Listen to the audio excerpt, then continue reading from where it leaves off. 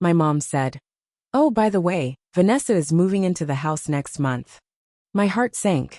That house was supposed to be mine. They put the house in her name. I didn't argue. I didn't yell. I didn't cry. I just sat there, nodding, letting them believe I had accepted their decision like a good little afterthought. I don't remember a time when Vanessa wasn't the favorite. Growing up, it was always Vanessa this, Vanessa that. She was the golden child, beautiful, charming, the perfect daughter in my parents' eyes. The kind of person who could break a glass and have someone else apologize for putting it in her way. And then there was me.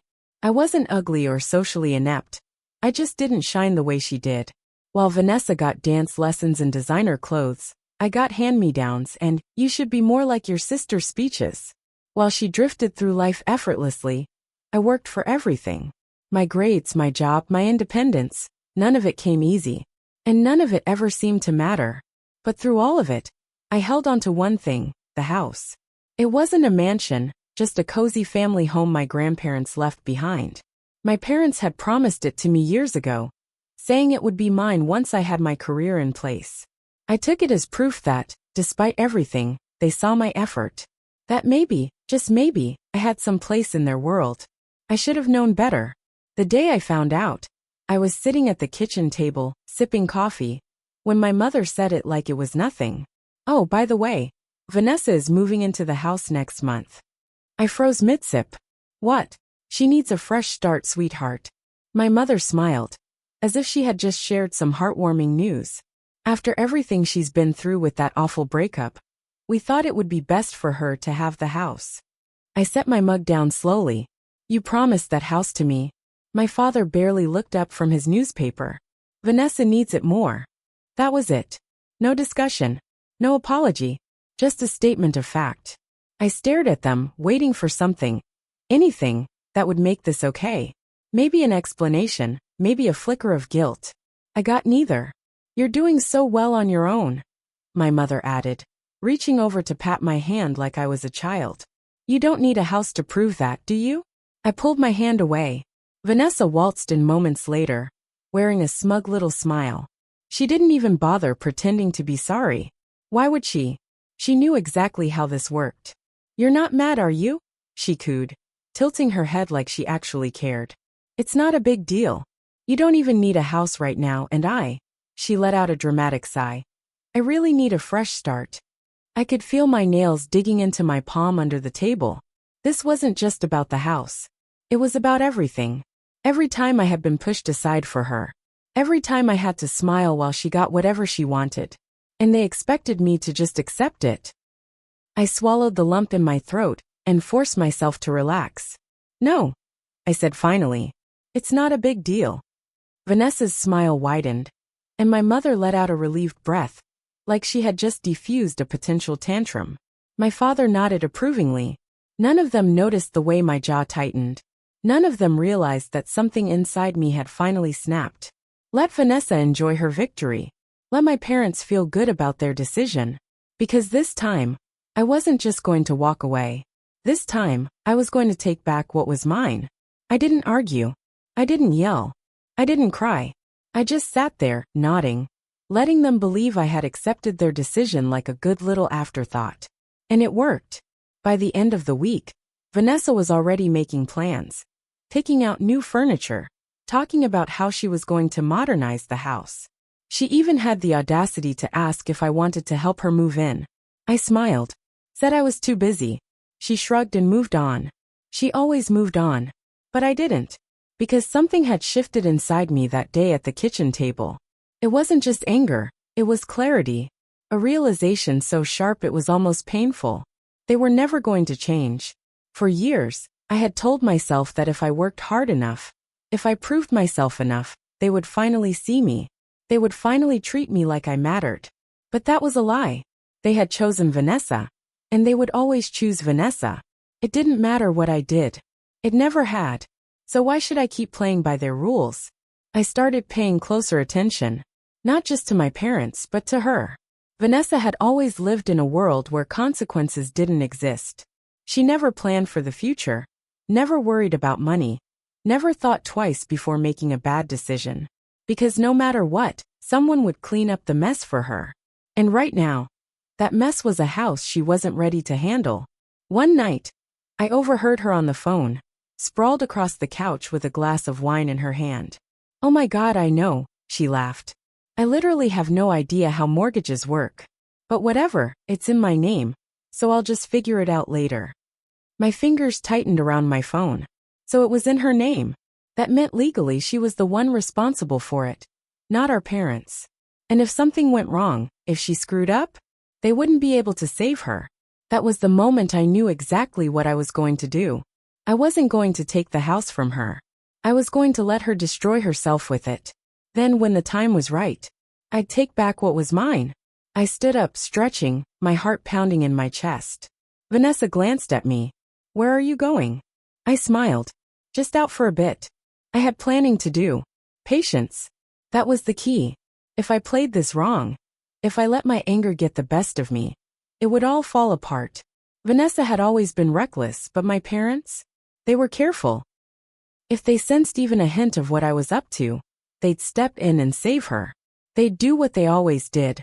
Protect her from the consequences of her own stupidity. So I had to be smart. I had to wait. And most importantly, I had to make sure she didn't see it coming. Vanessa was too busy gloating to notice how closely I was watching. She paraded around like she had earned that house, talking about all the ways she was going to make it hers. She started buying expensive decorations, throwing housewarming parties, even hiring an interior designer. The problem? She had no money. She had never needed money before. Our parents paid for everything. Her shopping sprees, her failed business ideas, her vacations. But the house, that was hers alone. And for the first time in her life, she had real bills to pay. At first she was fine. She dipped into her savings, maxed out a couple of credit cards, and kept the party going. But I knew Vanessa. I knew her spending habits. I knew that no matter how much money she had, it would never be enough. All I had to do was nudge her in the right direction. It started small. A casual comment about how the house would look amazing with some high-end renovations. A suggestion to splurge on new appliances. A mention of a loan company that offered great deals on home improvement loans. She took the bait every single time. Within a month, she had taken out a massive loan against the house. She barely skimmed the terms, too focused on how much money she was about to get. She didn't care about the fine print. But I did. I knew exactly what that loan meant. If she missed even a few payments, the bank would come for the house. And knowing Vanessa, that was only a matter of time. I could already see the cracks forming, the overdue notices stacking up, the stress creeping into her voice when she talked about unexpected expenses. And yet, she still didn't realize how deep she was sinking. One night, she called me, her voice dripping with fake sympathy. "I feel kinda bad, you know? About the house," she sighed. "Maybe once I settle in, you can stay here for a bit. Like in the guest room or something." I gripped my phone, my nails pressing into my palm. I could have told her the truth right then.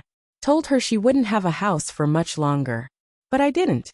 Instead I smiled. "That's really generous of you, Vanessa," I said. "I'd love that." I wasn't going to stay in her guest room. I was going to take back the entire house. She just didn't know it yet. The first overdue notice came in a bright red envelope. I saw it sitting on Vanessa's kitchen counter one afternoon, half buried under designer shopping bags and unopened bills. She barely glanced at it, sipping her overpriced iced coffee, like debt was just some distant theoretical concept. "I swear these banks are so annoying," she scoffed, flipping her hair. "It's just one late payment." One. But I knew it wasn't just one. Because a week later, there was another. And another. Vanessa stopped throwing house parties. She started skipping brunches. She still posted luxury shopping hauls on Instagram. But I noticed the tags now included words like sponsored and gifted. She was unraveling, and I was loving every second of it. I played my role perfectly, sympathetic, supportive, never suggesting that she might be the problem. Instead, I encouraged her worst instincts. "You should treat yourself," I'd say when she hesitated before making a purchase. "That house is an investment."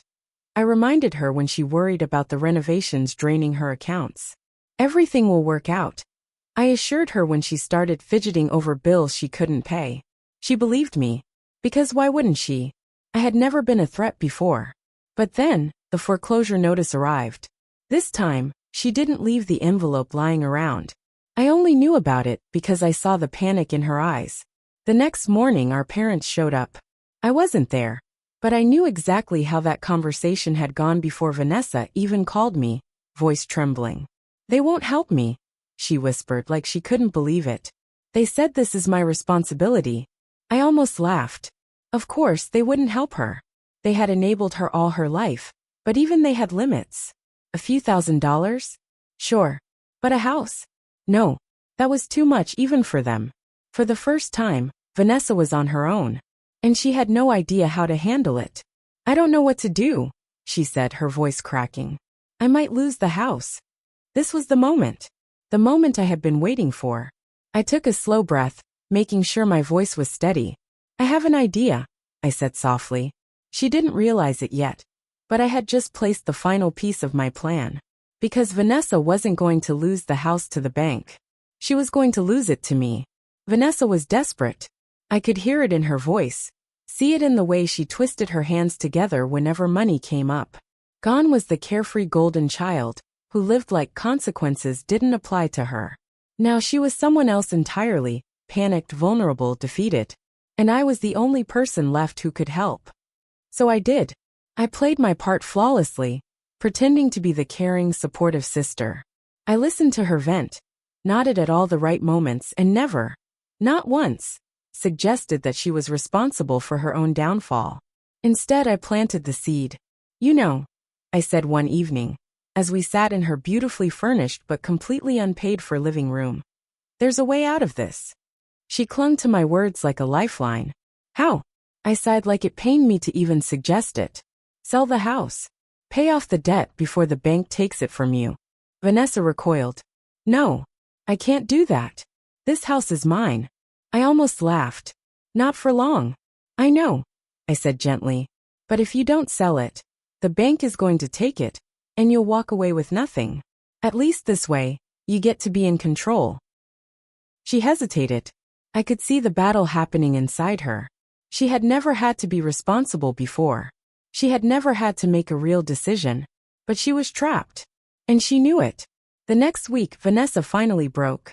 She called a real estate agent, had the house appraised, and put it on the market. But the offers she got? Nowhere near enough to cover her debt. She had waited too long, borrowed too much. She was drowning. And I was about to throw her a lifeline. I can buy it, I told her one night. I've been saving for years, and I've always wanted my own place. Vanessa blinked at me, stunned. You'd do that? I smiled. Oh, you have no idea. I mean, yeah, I said. It makes sense, right? You get out of this mess, and the house stays in the family.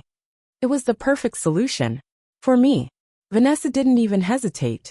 She was so relieved, so eager to escape, that she practically handed it over. Just like that, the house was mine. I signed the papers, transferred the money, and watched as Vanessa packed up her designer clothes and walked away from what should have been my home all along. For the first time in my life, I won. But I wasn't done yet. Because Vanessa still thought I had saved her. She had no idea I was the one who pushed her off the edge in the first place. The house was mine. Vanessa handed over the keys with a relieved sigh, like she had just escaped a burning building. She hugged me, thanked me, told me I had saved her life. And I let her believe it. I watched as she stuffed her last suitcase into the back of her car, ready to run to whatever temporary comfort she could find. She had no plan, no job, and nowhere permanent to go. But that wasn't my problem. Not anymore. I stepped inside my house, shutting the door behind me. The silence felt different now, heavier. Final. I had done it. For years, I had been cast aside, treated like I was less than, told again and again that I didn't deserve what Vanessa had been handed so easily. And now, I had taken it from her. Not out of spite, not out of anger, but because it was always supposed to be mine.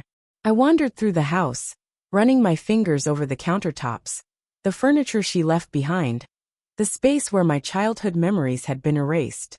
It had been hers for a little while, but she had never truly cared about it. Not like I did. She had taken it for granted, just like she had taken everything else. But now the roles were reversed. And Vanessa? She had nothing. A week later, I got the first phone call. She was struggling. Money was tight. The job market was so unfair. Rent was insanely expensive. She danced around the real question, hinting, waiting for me to offer her a way out. I didn't. I just listened. A few more weeks passed. The calls got more desperate. She was figuring things out. But things were hard. She needed a little help. Just until she got back on her feet. Maybe she could stay with me for a while. I almost laughed. The guest room? The same one she had so graciously offered me when she thought she was on top? No, that was never going to happen. I let the silence stretch before finally answering. I'm really sorry, Vanessa, but I just don't have the space. She was stunned, caught completely off guard. But it's a big house. I smiled. I know. It was the same excuse she had once used on me. And now, she was the one on the outside looking in. The calls slowed after that. And eventually, they stopped altogether. I heard through the family that she moved in with some distant friends, bouncing from place to place, struggling in ways she had never known before. I didn't feel bad, because this wasn't just revenge. This was justice. I sat in my house that night, curled up in the living room she once called hers, sipping tea and letting the weight of it all settle in. For the first time in my life, I wasn't the forgotten one. I wasn't the second choice. I had won, and it felt so dang good.